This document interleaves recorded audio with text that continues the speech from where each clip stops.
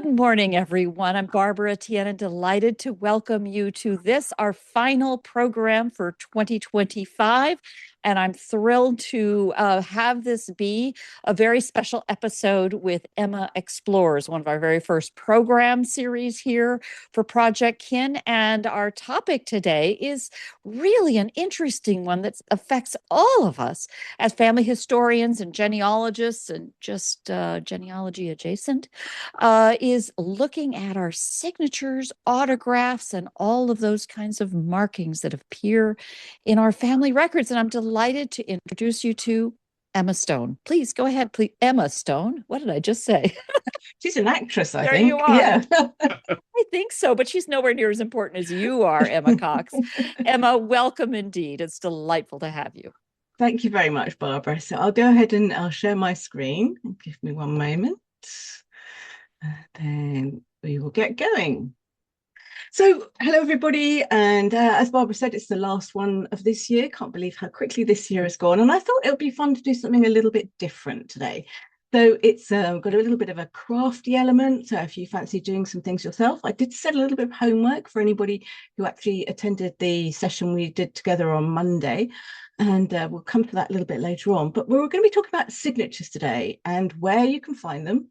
So that's in documents, online, or other places, or information you already hold yourself, and what to actually do with them. For anybody who doesn't know me, my name is Emma Cox. I'm a family historian and genealogist, and I help people love doing everything about family history, DNA, and all sorts of different things here. I have my podcast, Journeys into Genealogy, where there are about 122 episodes now, and always looking for interesting stories to go on there as well. So signatures, fun projects, and connecting with ancestors. So the first question is, what family signatures do you have? And I bet you have more than you think you do. We're going to do a creative project, and we're going to look at the sources for finding family signatures and what to do with them when you actually find them. So to start off, we're going to look through official documents. So that could be anything where somebody's had to sign a piece of paper for an official reason. Also, family documents and heirlooms. And then once we've found them, what we can do with them, what kind of projects we can make with them. So this first one here is an old marriage. This is a marriage of William Hollingsworth Phillips of the parish of Rochester in Kent, bachelor, and Harriet Fonblanc of the parish spinster. And this dates the 29th of March in the year 1786. This is quite old. This predates the modern registration, which is the 1830s. And this is the type of entry that somebody would have completed when they actually got married. So you can see in this that they've both signed this. This marriage was solemnized between us, William Hollingsworth Phillips and Harriet Fonblanc. And then underneath it, we've also got some witnesses. We've got Louisa Fonblanc, Eleanor Fonblanc, and Anne Adams. Now, Anne is the mother of Harriet, Louisa, and Eleanor. Those three are sisters. And for anybody who was here a month or two ago when we were talking about the Fonblanc letters and the Phillips letters, these are some of the ladies who are mentioned within those, and they had their own insurance policy and property and things like that. And it's amazing to just have this dating from such a long time ago, 1786, to actually have everybody's signatures sitting there. So this is the first one that I chose because I thought that marriages are a good starting point because people generally do have to sign a register of some sort, but not everywhere. I will come to that a little bit later. So we've got their signatures there, and then we've got the witnesses. And then we've got something a little bit more formal here. This is where they actually had a different document to complete. So there were 2 per page. And I chose this one because I thought there are lots and lots of witnesses on here, and there are lots of long names as well. So the first one isn't anything to do with me, but I just put it on there because I just thought Evelyn Marmaduke Gresham Levison Gower and Janet Catherine Farquharson. That's like lovely names. The second one is Henry Charles Mallet and Mildred Laura Lambert Swiney. Now, for anybody who looks on Substack, you all have noted that I did a post a week or so ago where I gave somebody with a lot of different Christian names. I think she had about 9 different Christian names. And that was actually this woman who's getting married, stepmother. So that's my connection to her. And she's actually one of the people who signed this. So Violet has signed it at the bottom there as one of the witnesses. So you can see you've got Harry Charles Mallet and Mildred Laura Lambert Swiney. They've signed it in the presence of her father and Adeline Bedford, I think that is. I don't know who she was. And then you've got lots and lots more witnesses at the bottom. And this is sometimes you do find this where, especially where it's an aristocratic marriage or there's people with money, everybody seemed to want to sign the register. You didn't just have to have 2 witnesses, you had loads. So look, it's really well worth looking back at some of these old wedding registrations and just to see who's actually signed them. Another thing worth noting on here, which I hadn't highlighted, is that you obviously get somebody who is the dean or the person who's actually done the ceremony. And in some instances, that might be a relative as well. So it's worthwhile having a look there because I've got quite a few clerics and bishops and different people in my family tree. And I do have ones where they've signed them. You've also got something called a marriage bond and allegation. So this is basically where people said that they were definitely going to get married, and if they didn't get married, they'd pay a penalty. So that's the allegation part of it. So in this case, we've got Evelyn Mary Catley in 1907 of the parish or district of St Saviour Ealing in the county of Middlesex, a spinster of the age of 21 years and upwards, and she's marrying Frederick Romanoff, the parish of St Michael and All Angels, Notting Hill. And I don't know if you can tell with this, but you can see someone's actually put pencil markings underneath to tell her where to actually write in the register here. So she's the one that's done this because her husband, Teddy, he was Russian. And I don't know whether he had British nationality or anything like that, or whether there was anything, but she was the one who actually had to sign this.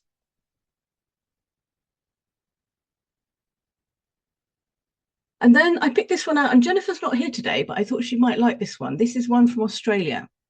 So this is William Summers and Vera Beatrice Denmead, according to the rites and the ceremonies of the Church of England. And again, they've both signed that in the presence of witnesses. So it's a different country, but it's a similar format. Now, here we come to something which is a completely different format. This is one from the English Church in St. Petersburg in Russia, dating back to 1777.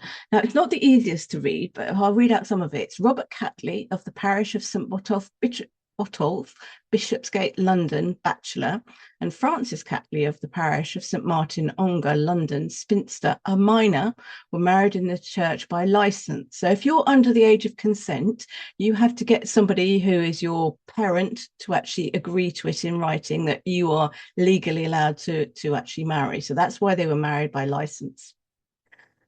And it says here, by the consent of Stephen Catley, the natural and lawful father of the said minor, this 7th day of June in the year 1777, by me, the curate. And so we've got Robert Catley, Francis Catley, Stephen Catley, and bottom one, I can't read that. It's another Catley. So this is basically from a copies that were taken and are sitting on a Russian server called Zandex that somebody very kindly sent me a link through earlier on this year. I didn't have this one previously. And there's all sorts of things on there. There are birth, marriage, and death records. But this is just an entry in a register, but they've actually signed it. You can see there are the individual signatures there. And just before we go on, actually, one thing I do want to say is we've talked about the things happening in England. We've shown an example from Australia. We've shown an example from Russia. And one of the things that I asked people to do was, as part of a bit of fun homework, if anybody had the time, was to look for signatures of their 8 great-grandparents. There's a project that's been going on for quite a while on Substack and different places to try and find out more about our 8 great-grandparents or our 16, and just to see if we have any cousins in common, if we're related, that sort of thing. So I thought, right, okay, well, I can do that, and I'll give you an example of that a bit later on. So I thought I found my English ones relatively easily. They don't do it in Scotland. So if you've got Scottish ancestors, all you have is a register entry, which is written by whomever, and it's not signed. So you've basically got lots of information in there, but you don't have their signatures. So if you're looking for Scottish signatures, I think you're out of luck. So English is good. Australia is fine. America, Russia, all sorts of places, but not Scotland. Another document that you could find useful is the census. So the censuses were signed in 1911 and 1921 by whoever was the head of the household. So that's a man, a woman, it doesn't matter. Whoever it was there. They could be a single person and they're the head of the household. They're the one that actually had to sign the form there. So in the top one here, we've got Caroline Duffel, and she is of Oaklands in St James's Road in Bexhill in Sussex. So the one on the left-hand side is 1911 and the one on the right-hand side is 1921. So you can see her signature looks pretty much the same over that 10-year period. And down the bottom, we've got A.R. Handyside. So that's Arthur Ronald Handyside, and he's actually a vicar. He's at South Cockerington Vicarage in Louth in Leicestershire, Lincolnshire. And so that again is the first one is his 1911 and the second one is his 1921 signature.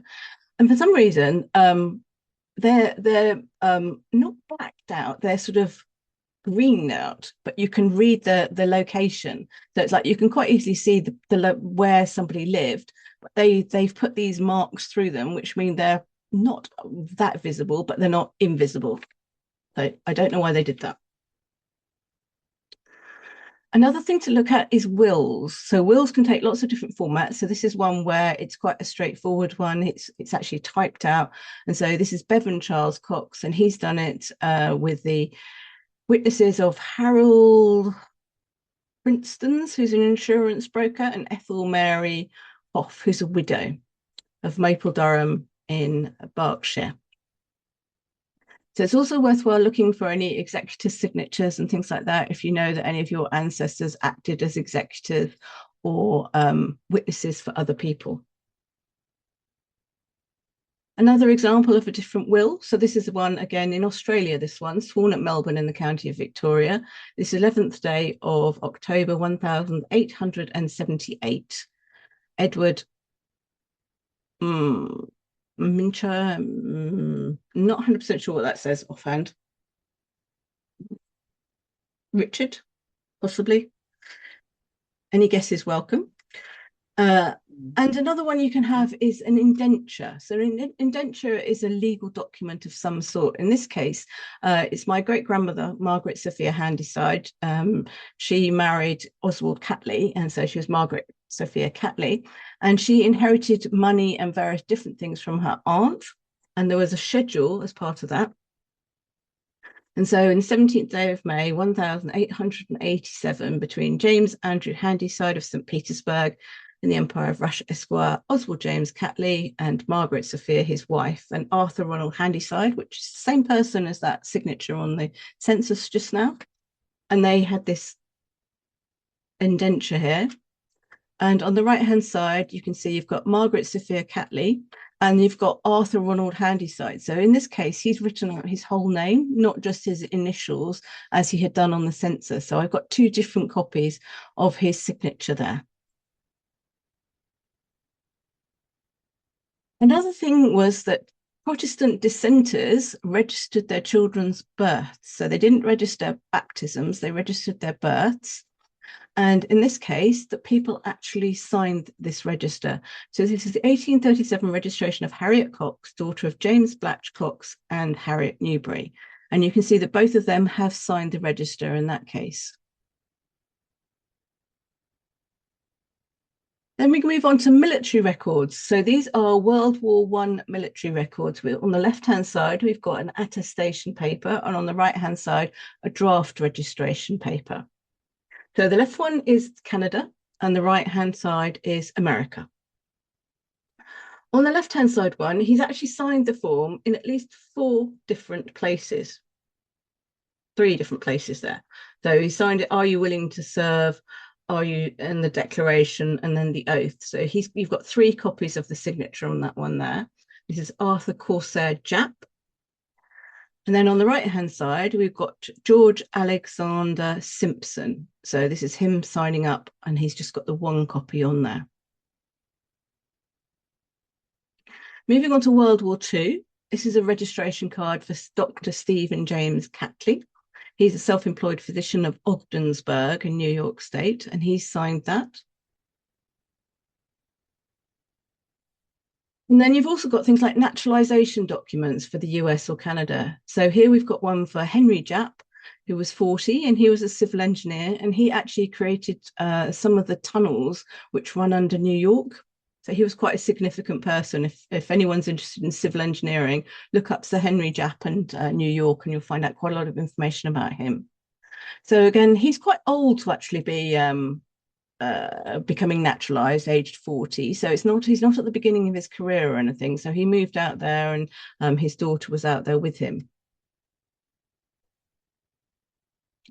And on the right-hand side, you've got Oswald Catley. So I remember mentioning Oswald Catley on the indenture a few slides ago. So this is him actually going off to Canada. And this one is lovely because it actually gives a lot more physical description of him and things as well in there. So why left Canada? Are you able to read and write? What languages can you speak? English, French, German, and Russian. Paid the passage himself. Intend to remain permanently in Canada? No.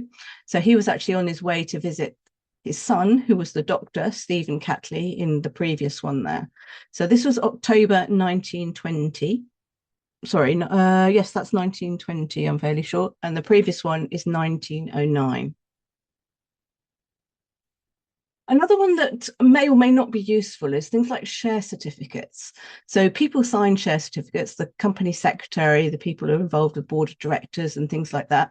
So if your ancestors were involved in companies, it's worthwhile having a look to see if there are any existing share certificates. So look on places like eBay, online searches and things, see what actually comes up. Now, apprenticeships and guilds, this is something I wanted to include, and I couldn't find any examples in my own records. So I thought it's worthwhile just mentioning it because people would have had to sign documents to become members of a guild or an apprentice. So if you're looking for somebody who was involved with the London guilds, have a look and see whether you've got any signatures on their documents. Another one here is the Institute of Mechanical Engineers. So people would have had to actually complete a form saying why they thought that they could become a member, because it was quite significant to do that. It meant that you were not quite at the top of your tree, but you were a very experienced person in your industry to do this. And so you have the people who proposed it. So you've got the signature of the candidate, Herbert H. Cox, and you've got the signature of the proposer, William Sisson. And then you've got another signature on the right here of Marcus Henry Hodges. So you've got different examples there of different things. So you've got Institute of Mechanical Engineers, and on the right was the Institute of Civil Engineers. Now, another thing you may not think of is patent applications. This is something that was new to me until I started looking into it. So on here, we actually do have the signature of the inventor, and he did a hat retainer. This is Charles Edward de Fonblanc. And in 1896, he patented a hat retainer. And there, again, there are witnesses and the attorney who was involved with the actual process there.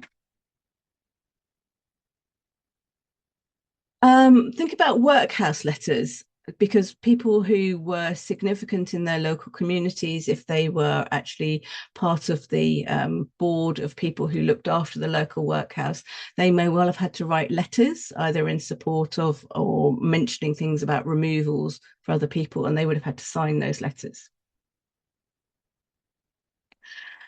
And Wikipedia, there are actually people who have signatures on Wikipedia if they're famous. So if we just click into Charles Darwin for a moment, you can see down the bottom here, his signature's on here. And the same with Charles Dickens. So if you've got any famous ancestors, it's worthwhile having a look and seeing whether they're actually shown on Wikipedia. Now, I have got this in my collection. It came from my great-grandfather. It's been signed by Charles Dickens rather, and they were involved in publishing, as some of my previous things have mentioned. So this is just a carte de visite of some sort, which has been signed by him, which is sitting in there. I don't think it has any particular value or anything. There are probably quite a few of them around, but it's just a nice heirloom to have sitting in the photo albums there. Another thing to check is to have a look on eBay. So these are people who are my distant cousins of some sort. So on the left-hand side there, we've got Lord Ellenborough. and he is one of my great uncles. Can't remember how many, about 5 or 6 times removed. And then down the bottom, you've got George, who's the Bishop of Bath and Wells, again, another great uncle. That I can't remember if those two were brothers or nephew and uncle, something like that. They're quite closely related. And then on the right hand side, you've actually got letters. So you can sometimes pick these up for quite reasonable prices online. So it's worthwhile having things like a Google search and eBay search and different things and see what comes up. And there was one a while ago, which was Thomas de Fombron, and they had his autograph on there, but it's £500. And I thought, I'm not paying that for it. So I did point it out to one of his nearer descendants who contacted me recently, and just to see if she was interested, but up to her. Also think about art. So if you have anybody who's an author, sometimes they sign their first editions, like people do nowadays. Sculptures, sometimes people actually wrote on those as well. We've got in our local church, a former church, there are memorials on the walls, memorial tablets, and those have all been signed by the sculptors who made them, and some of them are very intricate, beautiful pieces of work. Paintings, obviously paintings are signed. Drawings, caricatures. I've even got things where people have written on menus. So if somebody went out for a big dinner and some people signed the menus. And any other forms of art. So it's always worthwhile having a look just to see what other suggestions there are for art. So that's the thing about all sorts of official things. And I wonder what other people have got in terms of their own family documents. I bet you do have more than you think you do. So letters, any old family letters that you've got, cards, postcards, autograph books. This is my grandmother's signature. I can remember asking my grandmother and grandfather to sign the autograph book when I was a teenager, and I still got it. And it's lovely to actually have that and to be able to put that into the records there. I'm very familiar with the handwriting as well, because I grew up knowing all my grandparents in it, so I can recognize their handwriting and see if they've written things. That's actually something that's quite useful if in terms of you're doing your own research. If someone's put my grandmother or something like that, if you know who's written it, and if there's no more words other than that, then you can work out who the person is from the person who's written it. Family books, old deeds, certificates, old passports and driving licenses. So this is one that's slightly more unusual. This is a Brazilian passport for Mary Ann Cox and her children. So it's got 3 children on there. So there's a photograph of them. And you can see she's actually signed that as well. What are in your own family archives? So I hope you can go away and have a look, and that might have inspired you to go and see. You might even have licenses of some sort. There are all sorts of things, old driving licenses, old passports, all sorts of stuff. In terms of old documents and deeds, I went down to the records office in Taunton in Somerset many years ago, and it's amazing to be able to do that. And I highly recommend, if you can, go to an old archive and actually look at documents that are connected with your family history.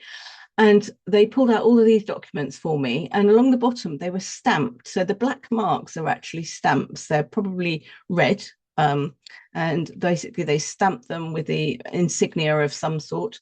And then you can see on the left hand side we've got Charles Cox, William Blatch, Grace Blatch, Eliza Blatch, Joseph Goodenough Blatch, another William Blatch, and in the middle another Blatch. And then on the right hand side we've got Charles Cox.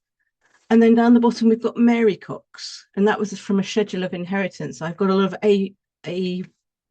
two images where they've got about 5 or 6 different people have all inherited, and they put on there the schedule of what they got, and then they had to sign to say that that was what they were getting or actually did receive. So if you're going to organise your signatures, you need to have a little think about what you're going to do with them. I recommend, if you're going to do a project like this, that you take copies of things, so you don't use your originals. So you take copies, you take photographs, you can scan images, it's up to you. And then keep everything together. I keep mine in a folder with subfolders within it. So this is just an example of the sort of things I've got in mind. So I've been creating some coasters. I've got examples of different censuses and marriages. autographs, old family signatures, and then different things that I've actually put in here. And because this isn't a particularly big project, I haven't gone mad in terms of subfolders. So I've just tried to put everything in together. One of the things is a really good idea is to actually keep the source document as well, because it's all very well having just that signature, but if you don't know where that you've got that in the first place, and you want to find it again, it can be quite frustrating. So try and keep the original one, or if you want to put a folder together within the folder and then basically put all your originals in there and then keep all the signatures separate. It's up to you. Lots of different ways of doing it. So one of the things I mentioned was my 8 and 16 as a little bit of homework, if anybody had a chance to do that.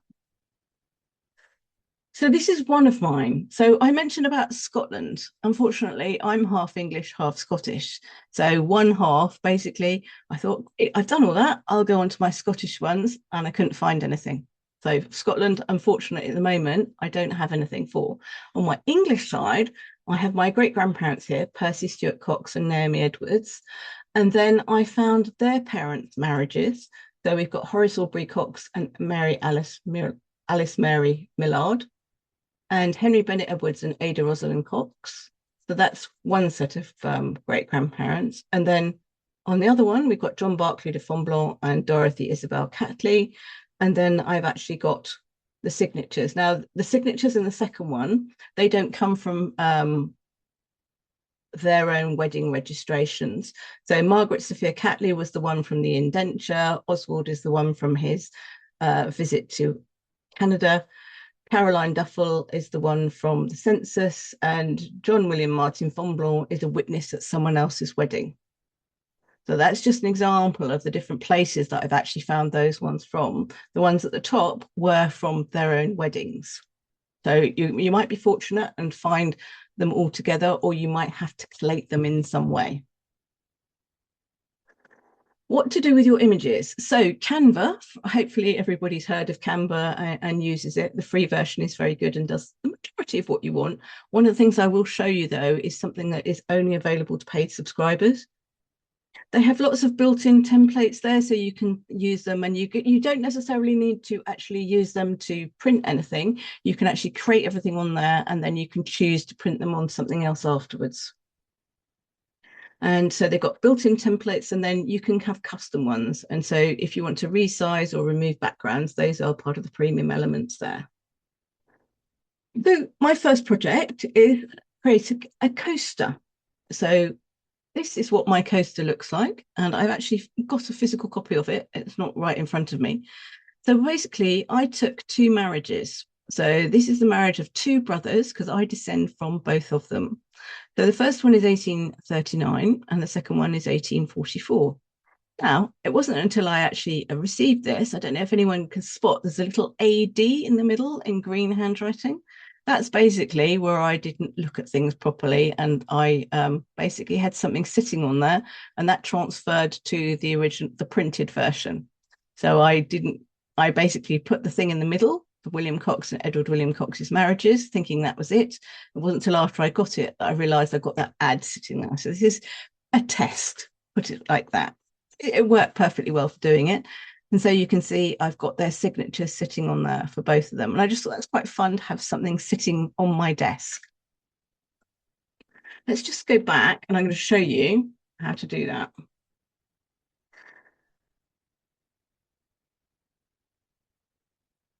So Canva has a built-in template here for a coaster, and you can see it has a danger zone around the outside here, and it's telling me that my bit at the top there is probably going to actually be taken out. It doesn't really matter, it's just a line there, but in that one at the bottom is actually a bit too close.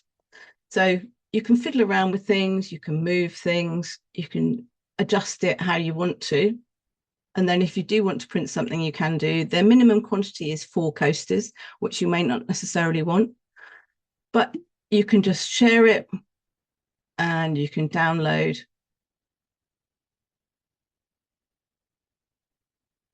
And then you can do anything that you want with that.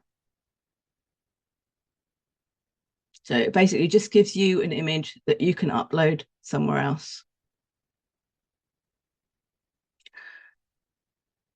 Another thing that you could do is you could consider doing a mug. So if I just show you, just one moment.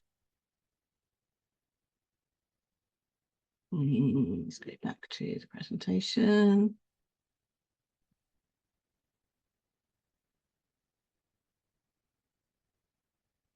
This is an example of using that same image on a mug. So you can choose to have it showing on just one side, or you can have it on both sides. It's up to you. They will do it as a wraparound as well. So it could be different setups on there. But if you wanted to, you could create your own mug with that one. Or that's a wraparound one. So if you wanted it to look a bit different, you could have it like that. I did actually edit this one for doing the mug, so it hasn't got the AD bit in it. Another thing you could think about doing is a tea towel. So this is an example here. This is my grandfather. And then this is the first two generations that I showed you on the signatures thing I had previously. Now, in this case, I'm fortunate I can go back even further. So I've got William Cox here and Edward William Cox. So they're the ones that were on the coaster. And then I've got William's parents here. Sorry, no, I've got Martha. I've got another generation there. This is Mary Alice's parents on that one. And I'm missing this one, Thomas Bennett Edwards and Elizabeth Hodges. Now, it's possible I can get hers, but he died aged about 31 very suddenly of an illness, and he was a local vicar. So if I could find any marriages that he did, it is possible that I might find his signature, but I need to do some more digging for those two there. So just to show you what this looks like. So this is an example here. So this happens to be about £10 in England. You can get things all over the place. Different people will do this and start a design.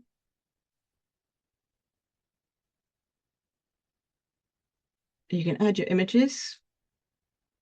I've got one sitting there. And it will tell me if it thinks there's a problem with it, if it's too close to the edges, if there's too much white space or anything like that. So it says empty area detected. It's not necessarily in the middle of it. But you can have a play around with it and just see what actually works for you in terms of a format. And I thought, actually, it doesn't look too bad. It's not something I want to print at the moment, but I think with a little bit of work, I could actually make a tea towel of this and it'd be quite fun to have it around.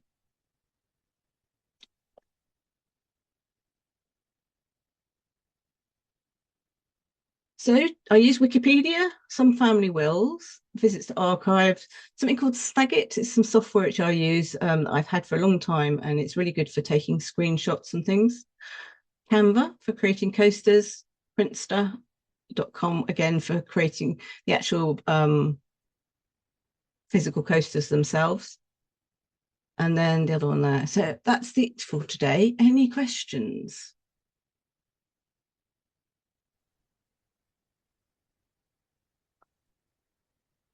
Well, I do to kick things off because I always do. um, uh, First is just I think this is the kind of thing that you all, as serious genealogists, know off the top of your head, but mere mortals like me just don't. I know I hear about things like indentured servitude, so I assume there is an indenture as a document.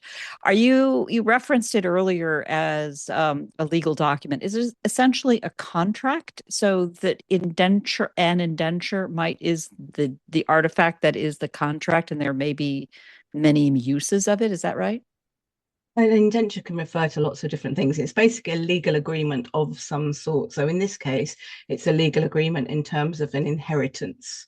So as you said, there are indentures related to work. There are indentures related to lots of different things. So I do this and then I get that kind of Yes. thing. That's what I mean by it. Here we would have those as contracts. Yeah. And then you also made me think about name changes. The tradition of the wife in a marriage taking the husband's last name in the transaction, that is the marriage, and a marriage contract. Are there separate documents related to name changes? not related to marriages. So basically, people sign the register generally in their, the woman signs in her maiden name, and he signs in the name he's known by. I see. You can, people lie, so you have to be careful in terms of that. People are also known by different names. You will also find where there are names where the first names can be reversed. So they might be baptized as one thing, they might be married as another, they might die as a third one, but they're all Yeah. roughly the same name, or it might be something different. It's just in our modern world, we tend to think in terms of, your legal name is what's defined on your birth certificate, passport, driver's license, things like that, which are really very, very modern, right? So before that, I suppose it's mostly known as, because you don't need a driver's license, and you probably never had a government issued. Well, would you have had well, you have a parish issued birth certificate, for example. It is the parish or the, baptism that is issuing a name certificate. Other than that, there just is what Um, people call each other. Forgive me, so these are there's really a couple of different things basic there you're questions. mixing up slightly. Yeah, So I know. a baptism is not the same as a birth registration. So a birth registration is when civil registration came in the 1830s. Basically, everybody had to register their child within a certain period. I think it was about, you had about 6 weeks, if I remember rightly. I could be wrong. And they basically had to register that their child had been born and give the details there. It was up to somebody if they chose to baptize somebody afterwards. It was the accepted thing that people did it. Not everybody did it. So the baptism register is completely separate to a birth Right. register, and the Right. names And a may be birth register was different. a and the prior to that kind of civil registration, there kind of wasn't anything, but there were still baptismal or, other religious related documents related to someone, the addition of a child to the community, right? The register in the local church, the parish register, the person would have, if the child was baptized, that would have been noted in there, and then we've gone to the bishops every quarter, so there's a different copy of it, and then so that there's more centralized records. Right. And that's in an Anglican church specifically, or is that right? Yes, British, English. across the world, in wherever the Anglican Church was. Sorry. Just Mm. I didn't But put what that I together. said in there again was, you had Protestant dissenters, so you would have people like the Quakers, you'd have Wesleyans and various other different Protestant religions, and they didn't necessarily have baptism. Some of them just registered their child's name and everything. So it just depending on what religion they were in as to how it worked. So when you say they would have just registered, you mean again after the civil registration is available. But before that, there are certainly, I know about the meeting minutes and all those kinds of things Yeah. for the Quakers, because that's where a lot of my family was. It's just a context of a historical context that I've just never really known. And that's very helpful to know what kinds of documents I'm even looking for. Yeah. Thank you. The thing is that there's See, we lots and have lots of access different to a real ones. expert here. We can just ask her. Go ahead. Lots of different ones. Yeah, I know. Yeah. And different religions are going to do different things around the world too, Yeah. in different communities. You see, I broke the ice with the stupid questions. You all are very welcome to chime on in. That's what I'm here for. Bill, you took yourself off mute. Come on in. Yeah, well, no, I was just going to say that's really interesting. I'm thinking now, yeah, I've got some of those old records. I hadn't thought about looking for signatures, but uh, actually, I think I'll probably find more going back several generations than I do in the more recent.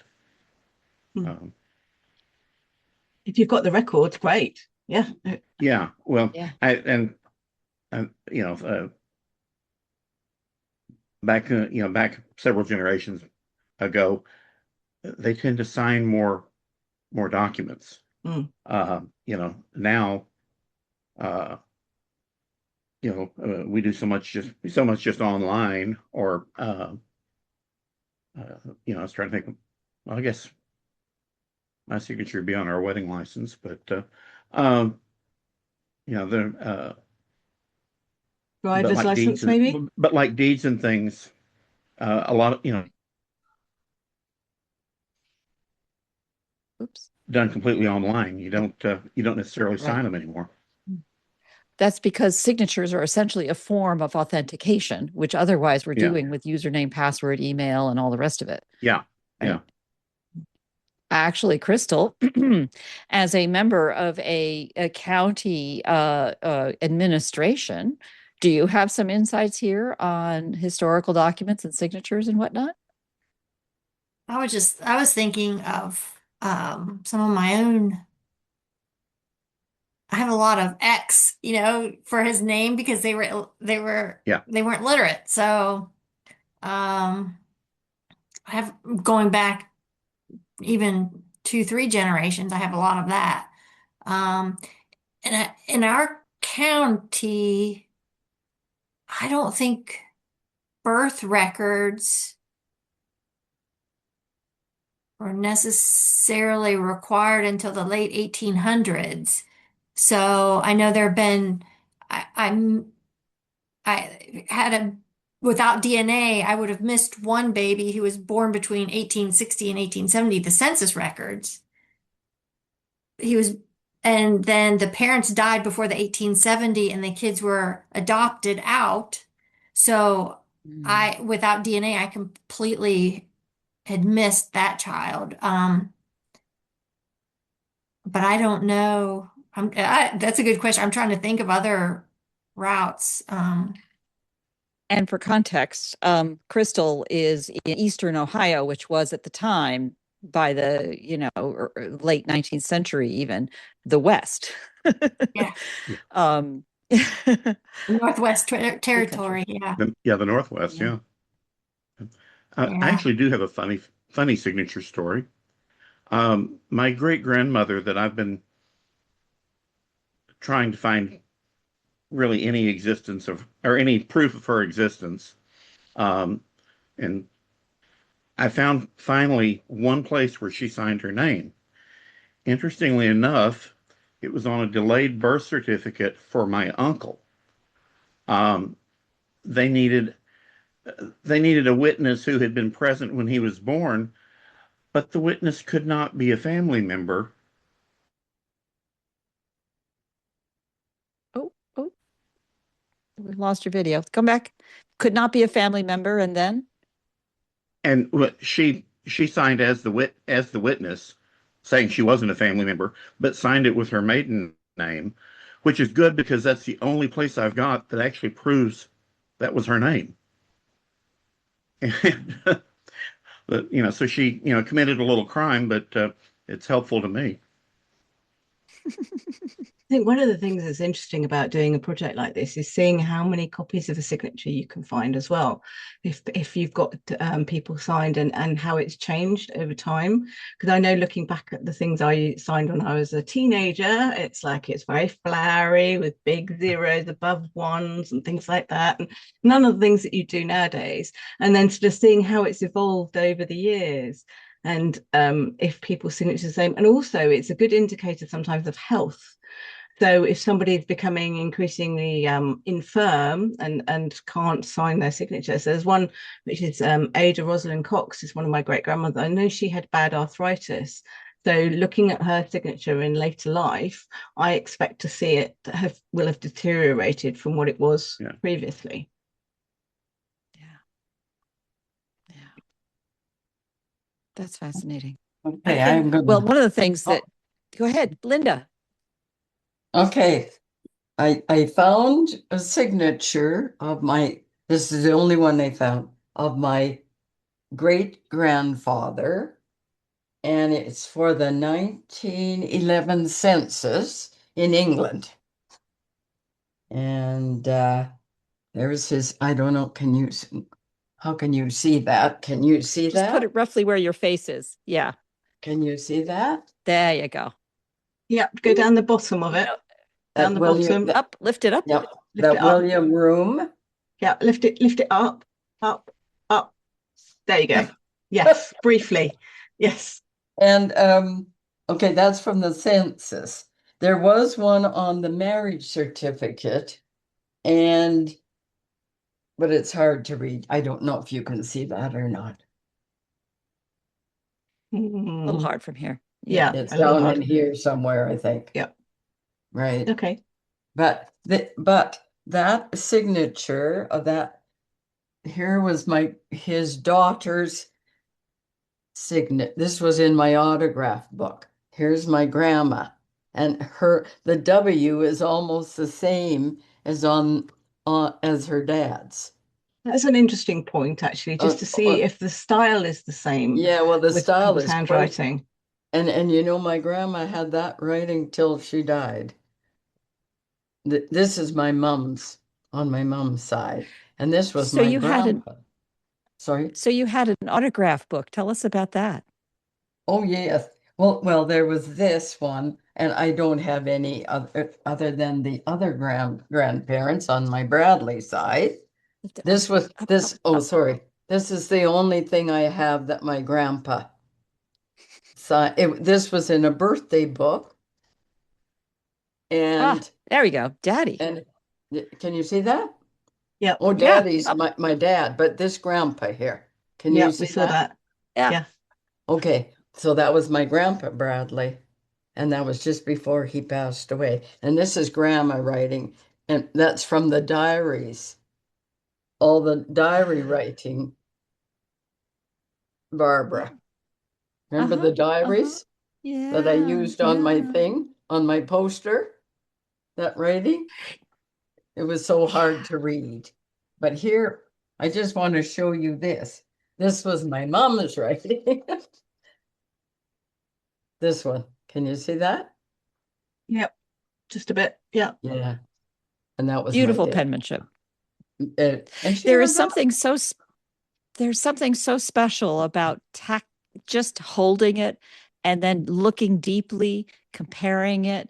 You know, we talked about this, Emma, in the lead up to today's program, how when you look deeply, not is there a signature, is it that person? But now that you know that and you start putting it together, looking at variations on the word Cox, for example, across all these different generations, such a 3 little letters, what did they do with it? It really shares a lot. How their handwriting has changed over time, and the style that was popular when people were certain ages or such. Yeah. I think Kristen had something to say. Oh, yeah.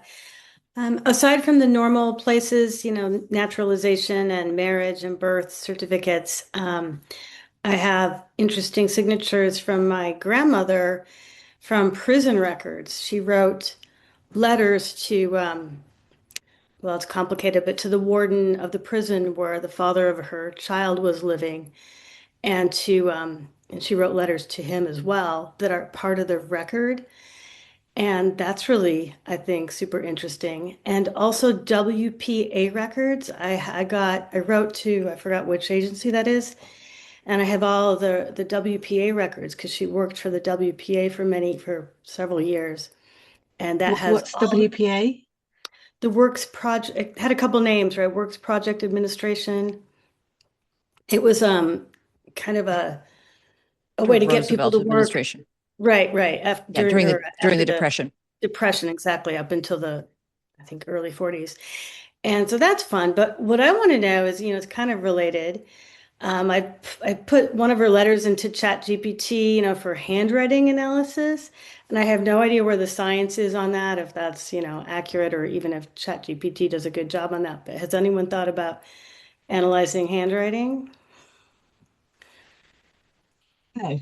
Not yet. I think the transcription side of it is as much as I've gone to do, is actually to find what the words are and everything like that.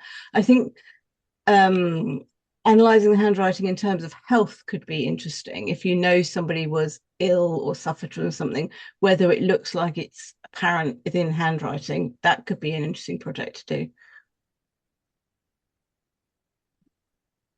I know certainly as I was helping my mom through the last years with dementia, there were documents she needed to still sign because the formalities of the statement of, capabilities or not to sign something that's innocuous, having her sign gifts to the kids and things like that. And she would pause and not be sure what name to write. And I would have to show her her name. I would have to show her what to write, and then she could write it. It was, in those late stages of that kind of cognitive health, as well as things like palsy or other things that make your hand tremble. It can be so hard to look at that. And yet, looking back in history, it can be really meaningful to understand, to give you that context. The other thing is to think about eyesight is if somebody can see properly, or as they're getting older, a lot of people's eyesight deteriorate. So the actual ability to see what they're writing, or whether it's just a scribble. Sometimes things just deteriorate like that. I just got a card this year from a dear friend that I know is struggling with macular degeneration. And it's delightful to see a card from him at 103. Wow. But it's really hard for him to meanwhile write it. It makes it all more meaningful.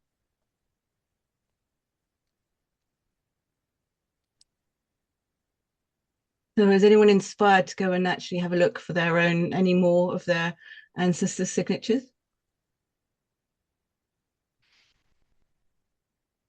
I love the way, my 16, my 8, each of those kinds of challenges, like haiku, like a poem, in terms of a structure, encourages you and encourages each other to go look for that specifically. And I poo-pooed the whole effort of my 16 even, but found the effort incredibly meaningful. So I'm all in now. And I haven't done it yet, but I look forward to. As I've said, I've got one side is relatively easy. The other side is, oh my God, this is going to be hard trying to find it. I never thought of putting them all together into one document and then printing it and displaying it. I really like that idea because I've got maps with their names, where their property was, and things like that. So I'm thinking, well, that would make a nice little addition to that wall. Yeah. So thank you for that idea. You could do all sorts of things with that. If you've got a photograph of them, if you know where the place was, you could actually do something where you have everybody in a particular location. For example, if you have all their signatures, it might not necessarily be your direct ancestors. It could be brothers and sisters, aunts and uncles and things like that. You could find all the signatures relating to that particular family and do a little group or something. There's endless opportunities. That's a good idea. Yeah. Thank you. It's interesting. For so many years, we were at least felt like I was kind of trained to artifacts go on the wall as honor or as representation. And tchotchkes are throwaway and a waste of time, and you wouldn't want to do it. And yet today we have so many easy and relatively inexpensive ways to get things printed. For example, a tea towel. Frankly, you need towels. You need towels for the kitchen. And you're going to do that anyway. Putting family stories into them has those who use them thinking about them. It becomes a part of every day. And in some ways, I now am enlightened to realize that old family photos that I put on the wall should never be originals, should never be one-of-a-kind originals, because at the end of the day, it's just a decoration so that it becomes more meaningful to me, because the originals will be damaged by the sun. They will be damaged by exposure. And it was certainly, to me, a mindset change. And I love the idea of tea towels. There's all sorts of things, as you say. You could do wall art, you could do cushions, t-shirts. There's all endless options for personalizing things, really. You could do a mouse mat, things to have around your desk, sorts of stuff. Yeah. Well, as we wrap up for time, I know many people have other places to dash to. I want to thank all of you for joining today and engaging so directly in comments and conversation with Emma. Emma, do you want to give us a little sneak peek about January's program?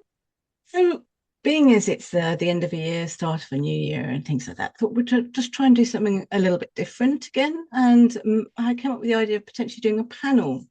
So getting some people who are interested, Bill, Linda, potentially, maybe others, of giving us a bit of feedback, what they've learnt, if there's anything you've really enjoyed listening to, if there's anything that's made you think differently about things, anything you've created as a result of doing it. I thought it'd be quite fun to actually have a few people contributing like that. Absolutely. We've seen in programs we've done this month, really with a celebration of closing up the month. We started having some panel kinds of conversations. And then, of course, we have several programs that are dedicated now, like Stories 250 or Speaker's Corner, that are focused on your own stories. I will tell you that I'm certainly committed to making all of your stories captured in our videos available as a file, an MP4 file, original MP4 file for you to keep. But I just think it's a great way to inspire each other, just like these stories have. So stay tuned for more about that, and we'll get it out in email and notes and so on. So many different ways to do this. Anything else to add? Thank you. Great Christmas. idea. Yeah. Merry Christmas. Thank you, Kristen. Yeah, Thank you, Linda. Thank you, Bill. Thank you Yeah. all this was fun. so and much for Sue. Lovely to see you. It's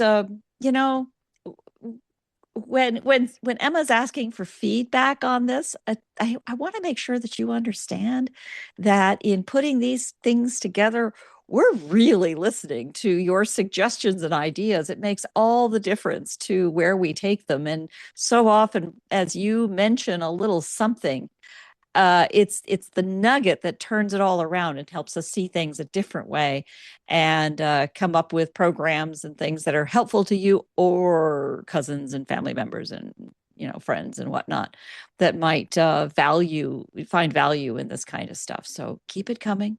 Anyway, anyhow, anytime, we're here, and I'm more than happy to put you in touch with somebody else that if you think I might know them. I do introductions, double opt-in. That's how it works. Again, thank you all so much for coming today.